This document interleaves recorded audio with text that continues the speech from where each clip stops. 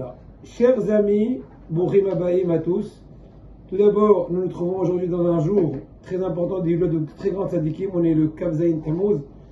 Et la Hiloula de Rabbi El-Azar Abu Atira, Ben Simha, surtout d'Agana Alenu. Amen. Rabbi El-Azar de Beersheba.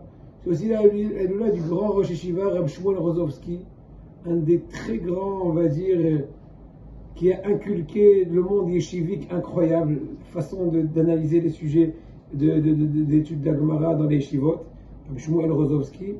Et aussi Rabbi Yaakov Hades, qui est en fait le grand-père du fameux Rabbi Yaakov Hades qu'on connaît bien à Jérusalem. Son grand-père, le papa de Rabbi Yehuda Hashem Sharafouach Shlema, qui était le Avbedin de l'Aïda Haredit Esfaradim. Aujourd'hui, ce sont leurs Hiloula, sûrement encore d'autres Hiloulotes. En tout cas, c'est ce que je me souviens pour l'instant.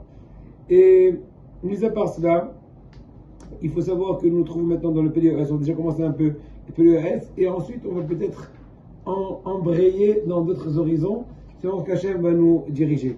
On se trouve toujours, d'Hachem, dans le premier, on va dire, sujet du PDES, dans le Keta qui s'appelle Ahava la Kadosh Baruch Hu. Donc, dans le premier chapitre qui parle d'amour de Kadosh Baruch Hu, au milieu du paragraphe qui s'appelle Ukshem She'amarno. Donc il y a des éditions différentes. Donc prenez Ahava la Kadosh Baruch Hu et cherchez le paragraphe Ukshem She'amarno She'asagat Ahava. Vous l'avez? Oui, sinon donne-moi, je te cherche. C'est la nouvelle édition. D'accord. Alors tout de suite, on va prendre 2-3 secondes pour trouver Ukshem She'amarno. Allons-y. D'accord. Comment? La page Yud. Je vais te dire tout de suite. Hein? Attends. On n'est pas tous dans le même truc, une seconde. Ukshem She'amarno. Voilà. On va commencer dans Ukshem She'amarno. Vous l'avez? C'est toi, dans cette édition-là, c'est page 4. Ukshem She'amarno. Page Yud Bet. On va reprendre. On s'est arrêté au milieu, on va reprendre. D'accord. Oh, Yud Bet. Allez-y. Allez. Vous êtes prêts? Faites vos jeux. Vous l'avez? Montre-lui à Yehuda. Et dans mon édition, c'est Yud Bet. Yud Bet, Keta, Ukshem. D'accord? Non.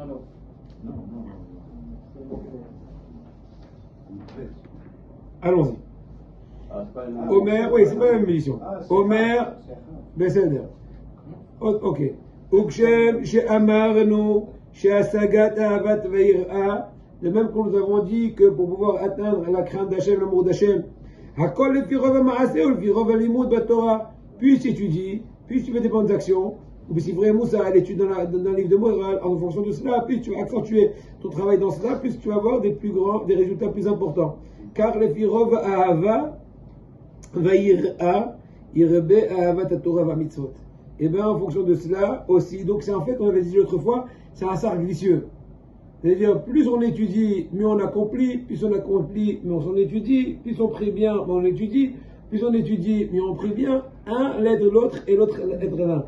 Il y a une lettre du Hazon Ish qui dit que Atfila oseret la limoud, la limoud oseret Atfila. Bon, c'est dans mon langage à moi. Donc, on pourrait dire que l'un a besoin de l'autre et l'un est indispensable de l'autre. C'est le même genre de réflexion là aussi. Même de nombreuses eaux ne pourront pas éteindre l'amour de la Torah, l'amour du service d'Hachem.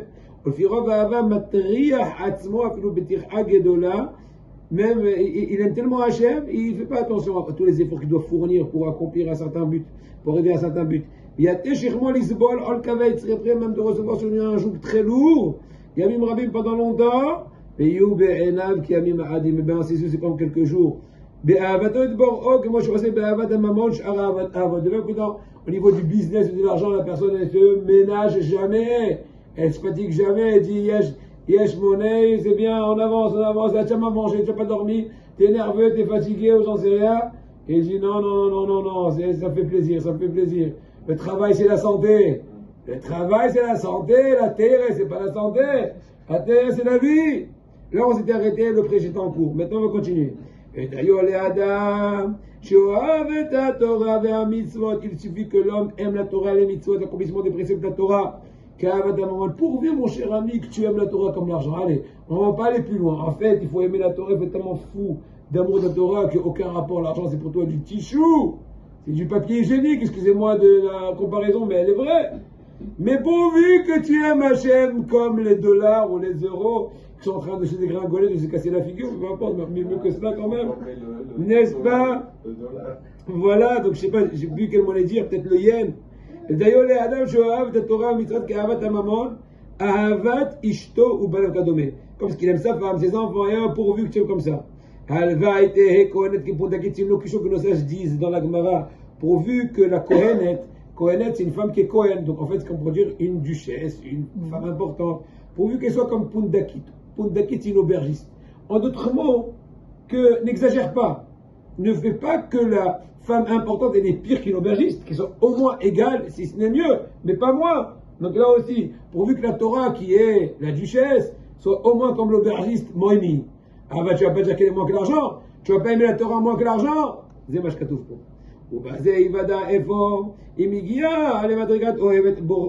En cela, on va le tester, est-ce qu'il arrive au degré de l'amour d'Hachem, de son créateur, ça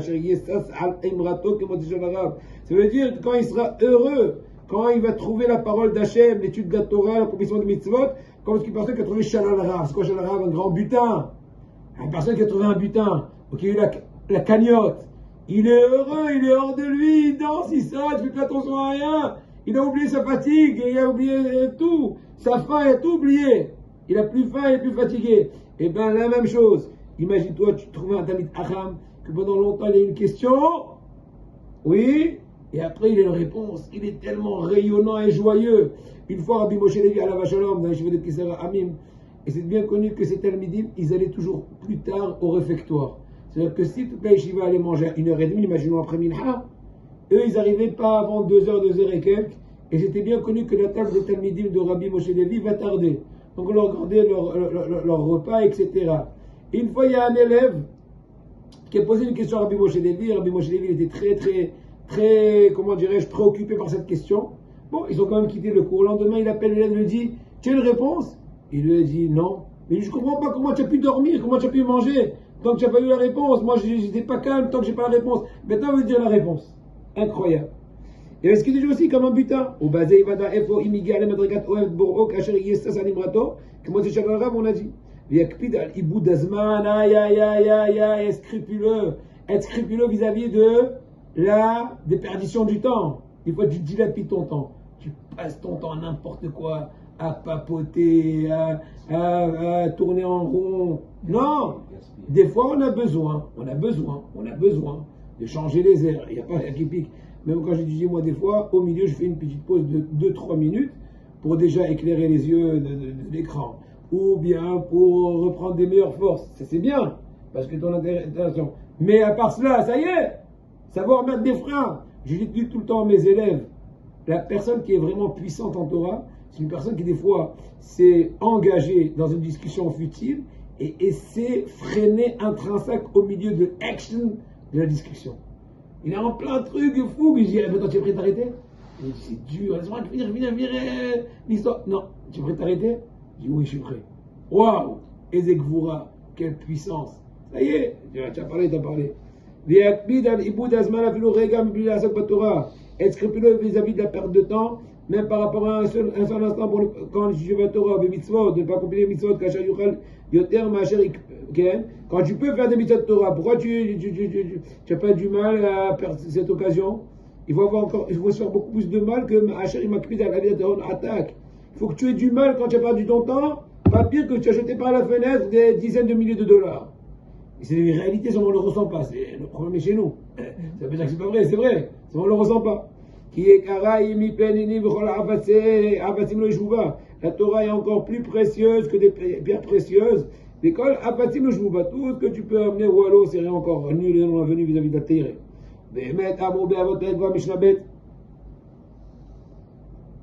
Qu'est-ce que c'est là-bas nos sages dans Pirkei Avot? Malheur aux créatures de la honte, de la vexation de la Torah. Vous entendez? C'est quoi vexer la Torah? Vexer la Torah, elle est là, le livre il est ouvert, tu es en train d'étudier un truc profond et tu papotes n'importe quoi. Au milieu, aïe, il y a une plus grande vexation de la Torah. La Torah elle est là, elle est délicieuse, elle est douce, elle est belle. Tu es en train de créer des mondes par ton étude et tu oses humilier la Torah. Je dis attends. Comment ça va? Encore une fois. c'est sûr que ce sont des degrés différents, mais quand on pousse l'idée, la caricature, c'est ce qui se passe. Chez Enera Elbon Gadol Misé, il n'y a pas une plus grande vexation que lequel Misé Mishéachol et Arvi Arrev Gadol Asot Ma'atou Aliotso. Je peux avoir un très grand gain en faisant du plaisir à Hachem, en accomplissant la volonté d'Hachem. Veno Oshesh, excusez-moi du terme, il s'en fiche. Maintenant, vous avez fait l'inverse. Tout le monde maintenant à 6 heures, le dimanche. C'est une heure un peu entre le jour et la nuit. Ni le début de la journée, ni la fin. C'est le moment où on veut plutôt un peu souffler. Il suffirait le cours d'avant Mincha, après Mincha, merci Hachem. Entre guillemets, ça me suffirait? Non, on vient rajouter. Ça prouve l'amour de la Torah. À ce moment-là, il est en train de jouer, de se préoccuper de n'importe quoi, de rigolade, des discussions futiles.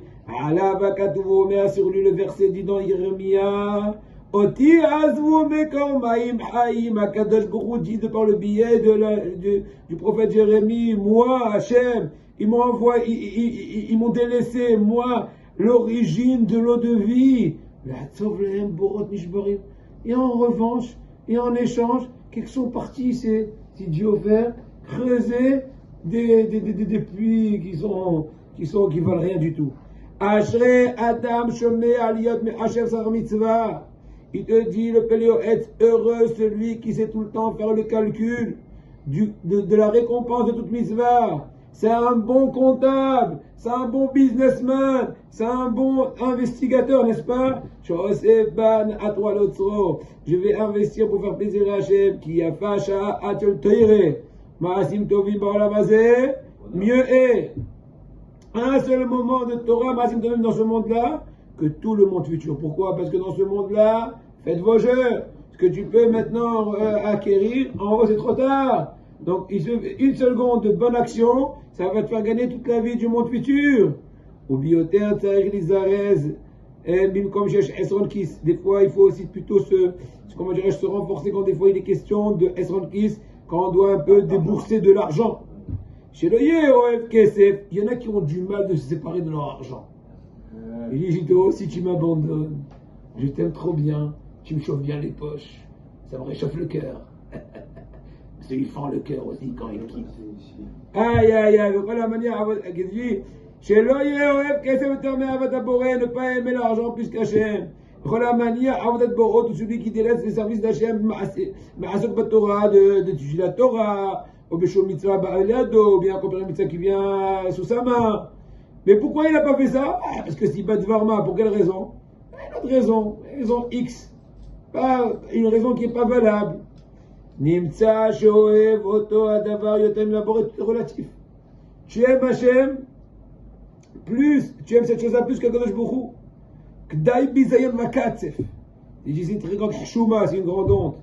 Ou bechol ma she'oseh, me'inaneh ha'olam hazeh ya'shov ala tachlit. Tout ce que tu fais dans ce monde-là. Tout le temps réfléchis au préalable, quel est le but visé de faire cette pensée, cette parole, cette action, ce comportement, ce programme, ceci, cela. Quel ou bechol ma she'oseh, ou ya'shov ala tachlit. Quand au préalable, tu es en train de viser, comment dirais-je, le but, tu auras ces atas d'Ishmaïa pour y arriver parce que ton intention a été déjà au préalable, déjà, comment dirais-je, préparée. Que toutes ces actions de la personne, ils doivent être pour le nom des cieux, c'est-à-dire pour Hachem, que pour accomplir sa volonté, pas pour chercher ni les louanges, ni les, j'en sais rien. Comme ce qu'il dit, Shlomo Ameler, Mishle Peregime Pasuk Vav, Bechol derachecha da'eu, dans tous tes chemins, dans tous tes comportements, en d'autres mots, da'eu, sache-le, connais-le Hachem. Verou Yeshavotera, et lui, il va rectifier, il va, comment dirais-je, rendre droit tous tes chemins. Veze klal gadol batorah, votage une généralité dans la terre, qui mitor kar lo yetze min ashura, de par le biais de cette réflexion, il va jamais sortir de la Shura, il ne va jamais dévier de la limite du cadre voulu. Vishkol bepeles kol ma'asa, il va tout le temps peser vraiment avec minutie toutes ses actions. Bemida, bemishkal, bemsura, différentes façons de mesure. Mida, mishkal, c'est le poids, mida, c'est, comment dirais-je, comme les litres. Mesura, c'est une autre façon de mesurer. Nimtza shekol yamav rak asuk à la Torah. Donc, tout ce que tu fais, c'est pour la Torah. À la rigueur, même quand tu manges, c'est la Téré. Quand tu bois un verre gazeux, c'est pas pour faire gargouiller les papilles gustatives, mais c'est pour reprendre la force, pour pouvoir continuer à parler. Vous avez compris? Veyesh arbe mine avot shemutalot ala adam. Il te dit maintenant, le Rabbi Pelehet, il y a beaucoup de genres d'amour. La personne, kulam im shorot me avat aboré. Toutes les amours qu'on peut imaginer, en tout cas les positifs, ils proviennent à l'origine de l'amour d'Hachem. Ce sont des dérivés. Voilà le premier que je vais vous dire, c'est l'amour d'Hachem qu'on vient de parler maintenant. Par contre, attention, maintenant le prochain registre, c'est Ahavat Atzmo. C'est le prochain sujet, n'est-ce pas? Vous l'avez? Oui. Ahavat Atzmo, c'est quoi Ahavat Atzmo, traduction littérale? Amour propre. Tu t'aimes? Eh ben oui, heureusement que tu t'aimes, parce qu'autrement, tu es mal barré. Aïe aïe aïe, qui teva ou be'enosh et tviago aboré. C'est une nature qu'Hachem a inculquée dans l'homme. Chez Oev, que le créateur a inculqué en l'homme. Chez Oev et Atzmo. La personne s'aime bien. Eh ben, je m'aime bien, je suis mignon. Eh ben, d'accord, mais bon. Les Adam, Karov et Atzmo. Une personne est proche vis-à-vis d'elle-même. Il s'aime bien. Yoter Mikol Olam. Il s'aime mieux que tout le monde. Mikol Olam. Vous allez des fois dans un restaurant ou bien dans une réception, dans une fête. Ah, Bibi, il s'arrange. Il arrange bien l'assiette. Que l'eau soit bien posée. Et les salades bien disposées avec des couleurs très attrayantes. Et que le goût va bien marcher. Et toi, il s'aime bien. Il me prend un petit sandwich. Je dis non. Bah, je suis pas un truc, hein. Tranquille, mollo. Faut que je fasse plaisir un peu. Mikol Davash Ba'olam, qui colle à Cher les Ijitel Ba'anavsho. Les sages disent qu'une personne, c'est pas ça dans Shlomo Meler, qu'une personne est prête à donner tout ce qu'elle a pour son âme. Donc elle s'aime bien. Il y a un aspect positif dans cette chose-là, n'est-ce pas? Aval yesh ra'ah ola. Par contre, il y a quelque chose de très négatif. Ra'at ayetzer ra'a. Le mauvais penchant, il est tout le temps en train de te viser là. Il va rendre l'homme, comment dirais-je, l'autre extrême. Il va le rendre malade avec un chicor, avec une personne qui est saoule, qui est ivre. Il ne connaît ni sa droite ni sa gauche, il n'a aucune mesure, aucune limite, aucune réflexion.